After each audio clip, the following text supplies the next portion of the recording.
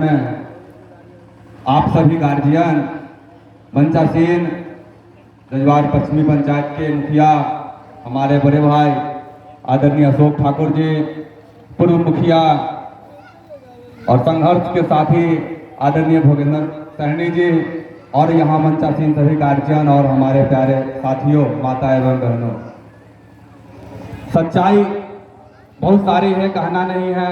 अभी एक बच्ची भाषण दे रही थी, वो बोल रहे थे बहुत अच्छी बात, ठीक है, उनकी शब्दों में वो लहजा नहीं था, वो शब्दावली नहीं था, इसलिए हो सकता है वो आकर्षण का केंद्र नहीं था। उन्होंने जो 3 शब्द कहा है बाबा साहब अम्बेडकर की विचारों को, उस विचार का सही श्रद्धांजलि तभी होगा। हम ये पहली बार अम्बेडकर जी की जयंती में नहीं है, जब से ये अम्बेडकर जयंती मनाया जा रहा है, चाहे उस पर मनी हो चाहे उस पर स्कूल में मनी हो, तब से लगातार हम पूरी तन मन धन के साथ अपने भाई के साथ खड़े हैं। और व्यस्तता है, इसलिए हम भागते भागते आए हैं, व्यस्तता बहुत है, चुनावी साल है और पार्टी का जो जिम्मेवारी आदरणीय तेजस्वी यादव जी ने दिया है, उस जिम्मेवारी को पूरी तरीके से पूरे बिहार में हम समय काम कर रहे हैं। और बाबा साहब अम्बेडकर जी की ज्यादा कुछ कहने की आवश्यकता नहीं है। समाज जब तक, हम पहले भी कहे थे, समाज जब तक शिक्षित नहीं होगा, समाज जब तक जागरूक नहीं होगा, समाज में जब तक ऊंच नीच की खाई रहेगी, तब तक समाज आगे नहीं बढ़ सकता है।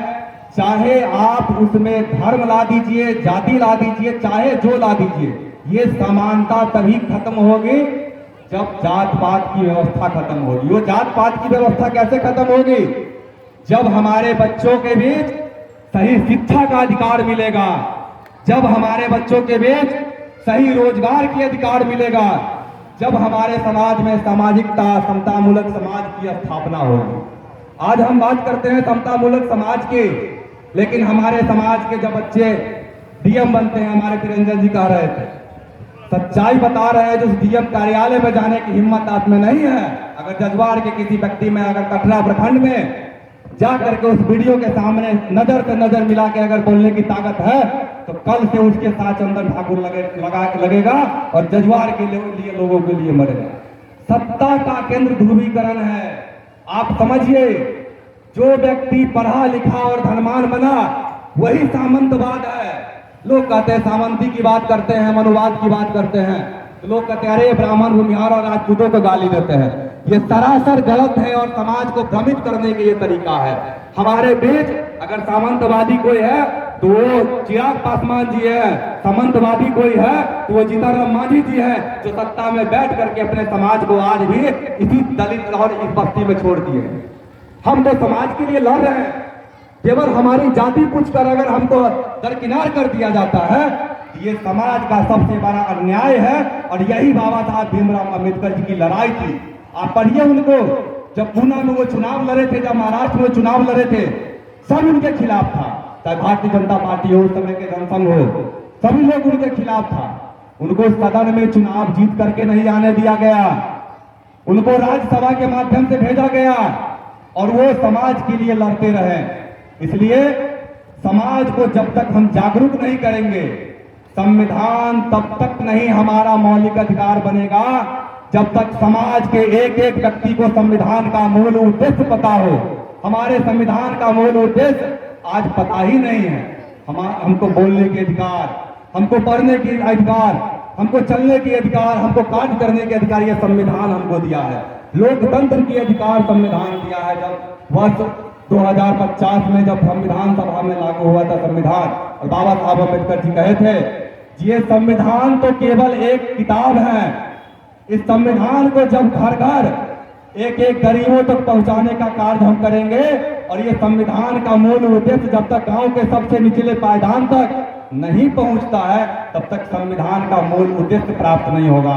और दुर्भाग्य की बात है, 70 साल बीत गए, सभी लोग बाबा साहब अम्बेडकर की जयंती मनाते हैं, पुण्यतिथि मनाते हैं, और दुर्भाग्य की बात है जब दिल्ली में सरकार बनती है, वही बाबा साहब भीमराव अम्बेडकर की फोटो सीएम हाउस से हटा दिया जाता है।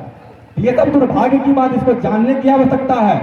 जिस जंगल राज की बात कहकर करके 20 साल से बिहार में सरकार बनाया नीतीश जी, वो जंगल राज नहीं, वो दलितों और पिछड़ों का स्वर्णिम काल था। इसको समझिए। उस समय सामाजिक क्रांति, आर्थिक क्रांति, सोशल क्रांति और समाज में शैक्षणिक क्रांति का एक स्वर्णिम इतिहास था। 90 से 2005 तक का जो इतिहास था उसको समाज के बीच रखना चाहिए। इसलिए बाबा साहब भीमराव अम्बेडकर जी की जयंती पर आप सभी लोग आए।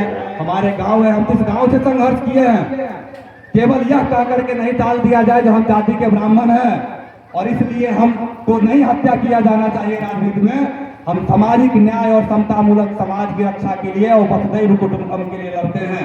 हम समाज के उन सभी तबकों के लिए लड़ते हैं जो समाज में, हम चाहे वो गांव के बिजली का मुद्दा हो, चाहे चचरी का मुद्दा हो, चाहे दिल्ली में जंतर मंतर पर सीतामढ़ी रेलवे का आंदोलन का मुद्दा हो, ये चंदन ठाकुर वहां गरजा है और वहां भी चुनौती दिया है और आज भी चुनौती देगा। इसलिए आप निश्चिंत रहिए कि जजुआर ने अपने बेटा को क्रांतिकारी बना करके भेजा है पटना में। आप क्रांति दिए हैं, इसलिए ये क्रांति रुकेगा नहीं।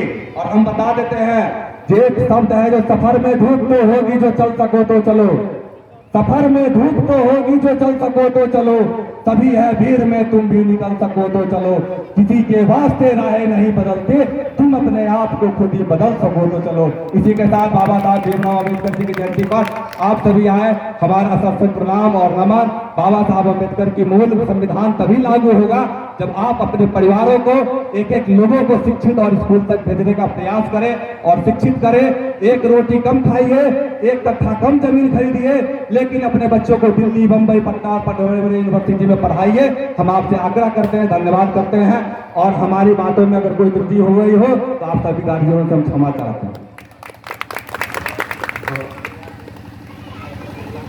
अब रंजन जी और रंजन जी ने जो समता